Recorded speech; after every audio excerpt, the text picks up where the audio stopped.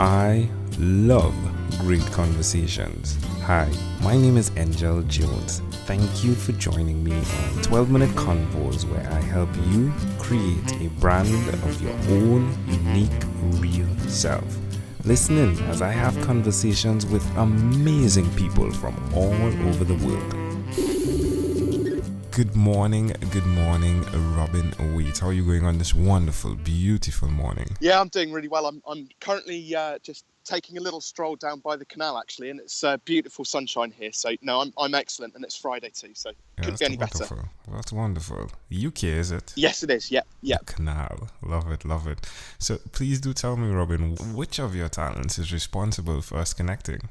So I believe it's possibly would it be because of my book, Take Your Shot? Yeah. And I'm a business coach, so hopefully that's probably what's brought us together. It has. Yeah, tell us more. Tell us more about what you do and your book that you wrote, please. Cool. So I'm a business coach, so I work with professional service businesses, so such as accountants, lawyers, and creative agencies. And it's my job basically to help them simplify their businesses, so that because normally I think in this day and age where there's so much noise around social media and things like that, we get very distracted as entrepreneurs and business owners that we don't just focus on the real sort of basics of business and spend a lot of time sort of basically faffing around. So I try and get my clients to think about specifically what their product suite looks like, whether there are any opportunities to charge their clients a bit more money, and then I look at their value proposition to ensure their customers actually know what it is that they sell. I haven't been coaching for that long, so I've been coaching for about 18 months, but before that I ran a creative agency for the best part of 13 years, I think it was, and we're quite innovative. But so I started coaching about 18 months ago, and the book Take Your Shot it was a pet project, something I'd wanted to write for quite a long time, but it's actually about one of my early case studies, who was a golf professional, and basically he was struggling with so he's a service-based business, obviously, and he thought he was selling golf lessons to people. But it transpired that if it rained on a Saturday, for example, 6 out of his 8 clients wouldn't turn up, and therefore he wouldn't get paid. So we kind of worked on, it wasn't just golf lessons he was selling. There was like a specific outcome. So hitting the ball further off the tee, lowering your handicap, and things like that. Mm-hmm. And then as a result of that, we also then sort of packaged it up. So it's an 8-week program, like an accelerator program. They'll have this guaranteed outcome. And as a result of that, he would then be able to charge a fixed fee rather than sort of £20 per hour. And actually, we managed to move him from £20 an hour up to £595 for a package of 8 lessons, which was roughly 4 times what he was charging before. Wow. So it's life-changing for him because, £20 an hour with clients not turning up to then, no, we actually got them to sign a contract as well, his clients, to agree to turn up to all 8 lessons come sort of, snow, wind, rain, hail, whatever the weather, so that they could get the outcome that they came to him for. What was the effect of that in terms of client traffic increase? So what it meant was, first and foremost, clients showed up to every single lesson. Second thing was he obviously was making more money out of it. But his client retention was much better. So he had about 5 products that we created. And actually now clients will do one 8-week program, and then they'll come back and do another 8-week program and another 8-week program. Sounds great. So who did you learn the skill of insight from? It's self-taught, really. So I spent 4 years when I was at university working for a small local business, but I was a systems analyst. So I've always been very technical and very analytical. And it's just I'm just good with numbers and kind of problem solving, I guess. So I did that for 4 years, and then running my own business, we worked with sort of about just over 200 clients over those 14 years, solving all of their sort of business problems. And then I don't know if you know much about the branding process, but logo design. So there was this thing that we had in our agency called Design Agency Ping Pong. So what that meant was a brief would come in, we'd send a quote back, they'd quibble the price, we'd then eventually start work, and we'd just start this game of agency ping pong. which would go back and forth for sort of 2 or 3 months. And, eventually they'd end up with a logo, but their business would have moved on, and they'd kind of be like, nah, it's, and we were good at what we did, but it was just a frustrating journey for our customers. So I kind of thought there has to be a better way than this so we can get a better outcome for our clients. And I looked at, there were 7 steps during that process, and I thought, wouldn't it be cool if we could deliver those 7 steps in one day? And so that was the first sort of evolution of how I took a service and productized it myself. And we created a one-day branding workshop. I still deliver them from time to time because they are really good fun. But also what it meant was, over 3 months previously, we would probably only do about 8 or 10 hours worth of billable time, at £60 an hour. So we might get £500 or £600 for a logo, for example.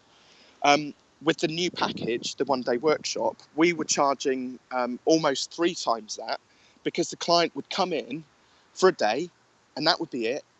They would leave with exactly what they wanted. So we had that sort of guaranteed outcome. And it was just a completely different value proposition to what we were selling before. Definitely more fun as well for both sides of the playing field as well, I would imagine. Oh, hugely so, because they could actually buy into the whole sort of creative process, and like they owned their logo. They could point at the screen and say, "Oh, can you make it a little bit darker? Or can you change? Can we use that font? Or can we use this image?" Well done. Well, Robin, please do tell me one other thing that you've done consistently over the last 3 years. Over the last 3 years, so what, in business or personal? Yeah, personal is cool. Personal. So I'm a very keen cyclist. So I every Sunday morning, I go out on my bike with my cycling club, and I have been, so it's road cycling. I don't know if you know anything about that, but I've been known to go down the local hills in the area at 50 plus miles an hour on my push bike. Yeah. I've heard of 45, but 50? Wow. Yeah. How does that make you feel? Exhilarating. Yeah, absolutely exhilarating. And also wanting a bit more as well. In your coaching, is it something you suggest to your clients, the physical aspect of what they require as entrepreneurs? Yeah, absolutely. I mean, it's all about, one of the major things I coach people on now is I do a lot of mindset work, but specifically around work-life balance. And like being an entrepreneur, so here's a good analogy actually. So when I first started cycling, I used to so I'm not very good at going up hills. I'm great at going down them, but not very good at going up. But my brother built me a bike when I first started, and I was just what they call granny gearing it. So I was going up this hill at about 3 miles an hour, and really struggling. It's the first time I've tried it, and this guy came flying past me, and I said, "Oh God, you're making that look easy." And he waited for me at the top, and he said, it never gets any easier. You just go faster. And I think that's the same for business. I think somehow business owners these days thinks that business will get easier. It never does. But as the business grows, things just happen quicker and quicker and quicker. Love it. Ooh, love that picture. Love it. And where's the best place for people to connect with you, Robin? So my website, which is robinwaite.com. They can grab my latest book, Take Your Shot, from Amazon. And then I'm also on Twitter, which is Robin M. Waite. Wonderful. Robin Waite, Waite being Waite. Right. Well, Robin, let's switch gears for a moment now and let me invite you into my time machine that is surrounded with beautiful, warm, blue Caribbean water. Robin, what is your earliest childhood memory? Earliest childhood memory? That's an interesting one. So I can't remember exactly what caused it, but I was very upset about something. And I just remember that I went running into my dad's arms, and it was the first time I remember having a hug with my dad. How old do you think you were? I don't know, maybe 2.5. Why do you think this memory is so clear? It's more clear now because my dad unfortunately passed away 4 years ago. So it's one of my fondest memories of my dad, actually, and the time that we used to spend together. But that particular memory is something which I literally remember every single day now.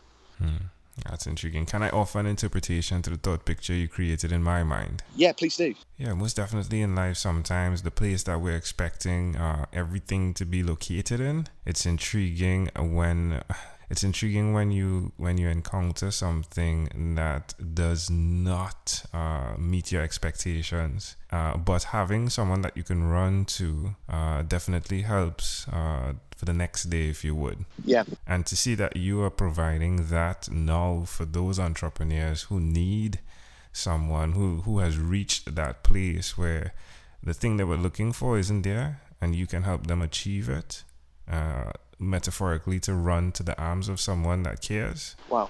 That is intriguing. Wow, that's really powerful. I would never have come to that conclusion, but I think you're absolutely right. I think you've got hit the nail on the head. If we fast forward to when you were 12 years old, what was your favorite song? Oh, golly, 12. What year would that have been? 1990s. I was a big fan of a band called Oasis. Right. Do you remember Oasis? Yeah. And there's a song called Wonderwall, which was really popular then. And also Blur Song 2. I don't know if you've ever heard of those two bands. Definitely Oasis. I love the connection of what you provide in just the word Oasis. All right, and Oh, yeah. sometimes being an entrepreneur, it really feels as though you're in the desert, the Sahara to be specific, and an oasis is so important. And again, you're providing that. It's just amazing how these things connect sometimes. Yeah. Wow.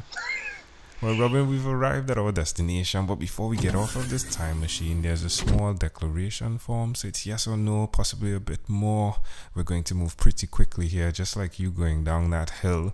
Robin, are you ready? Yes. Robin, have you chosen someone to pass on your skills to? Yes. Are you married? I am, yes. Do you have children? Yes, 2. Do you believe in God? I believe that there is a being out there, but I haven't called it God. Do you have an inner circle of friends? Yes, very close. Do you watch TV for more than 3 hours a day? No. How about 3 hours a week? Yes. What about screen time, the phone and or the computer? Is it more than 8 or less than 8 hours a day? Less than 8. All right. Robin, after 1,001 conversations in 3 months in 2016, I came up with a workbook, the name of it being called Yours. It stands for your own unique real self, with the idea that through self-discovery, you're able to connect to your mission, which I call your own unique real statement.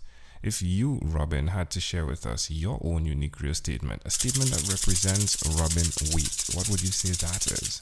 So mine is it's JDI. So just do it. Basically, I have borrowed it from Nike, but it's so true. I see so many people just doing the same old thing, but they're still expecting things to change. So I think if you have an idea or something that you want to do with your life, you just got to get out there and do it. Basically. Love it. Robin, what's your 2 children's name? They are Poppy, who's the eldest, she's 3, and Sophie, who is 15 months old. Wow, congratulations on the newborn. Thank you. Wow, fun at your house. Well, Robin, absolutely, yeah. Robin, this has been a great pleasure. Before you leave, Likewise. Is there anything else you'd like to share with our amazing audience? Oh goodness. No, I think I'm just absolutely blown away by what you just said there about the Oasis and that story which I told you about my dad. Actually, you're clearly a master at what you do. So I'm interested to read a little bit more about that in yours book. Yeah.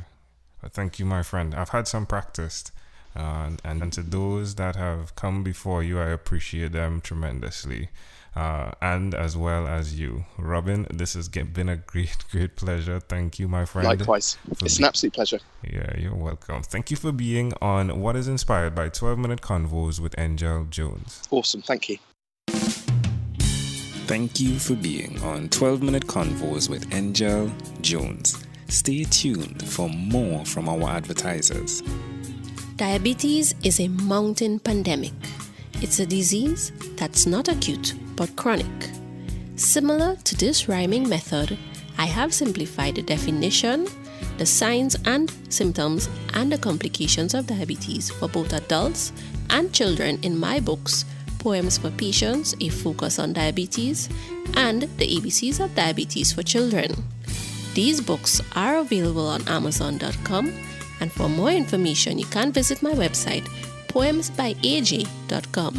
That's poemsbyaj.com.